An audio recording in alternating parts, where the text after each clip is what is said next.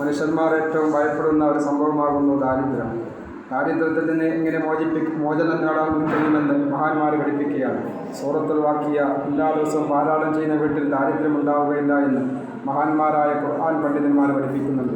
അള്ളാഹുവിൻ്റെ ഹബീബായ റസൂലുള്ളാഹി സ്വല്ലല്ലാഹു അലൈഹി വസല്ലം തങ്ങളുടെ പേരിൽ സ്വലാത്ത് ചെല്ലുന്ന വീട്ടിൽ ഒരു കാരണവശാലും ഒരു ദാരിദ്ര്യം ഉണ്ടാവുകയില്ല എന്നും അവിടെ ഒരു ബുദ്ധിമുട്ടുണ്ടാവുകയില്ല എന്നും അവിടെ രോഗമുണ്ടാവുകയില്ല എന്നും മഹാന് പഠിപ്പിച്ചിട്ടുണ്ട്.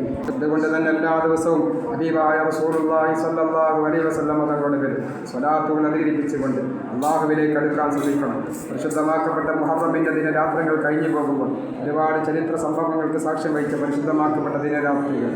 അതുകൊണ്ട് തന്നെ ഈ ദിവസങ്ങളിൽ ഹബീബായ മുഹമ്മദ് റസൂലുള്ളാഹി സ്വല്ലല്ലാഹു അലൈഹി വസല്ലം തങ്ങളുടെ പേരിൽ സ്വലാത്തുകൾ വർദ്ധിപ്പിച്ചുകൊണ്ട് ദാരിദ്ര്യത്തിൽ നിന്ന് മോചനം നേടാൻ, രോഗത്തിൽ നിന്ന് മോചനം നേടാൻ അള്ളാഹുവിനോട് നാം ദുആ ചെയ്യുക. ഹബീബായ മുഹമ്മദ് റസൂലുള്ളാഹിന്റെ ബർക്കത്തുകൊണ്ട്, അവിടുത്തെ സ്വലാത്തിൻ്റെ ബർക്കത്തുകൊണ്ട് നമുക്കും നാമുമായി ബന്ധപ്പെട്ടവർക്കും അള്ളാഹു രണ്ട് ലോകത്തും ഇസ്സത്ത് പ്രദാനം ചെയ്യട്ടെ. ആമീൻ ബിറഹ്മതിക യാ അർഹമർ റഹീമീൻ. അസ്സലാമു അലൈക്കും വറഹ്മത്തുള്ളാഹി വബറകാതുഹു.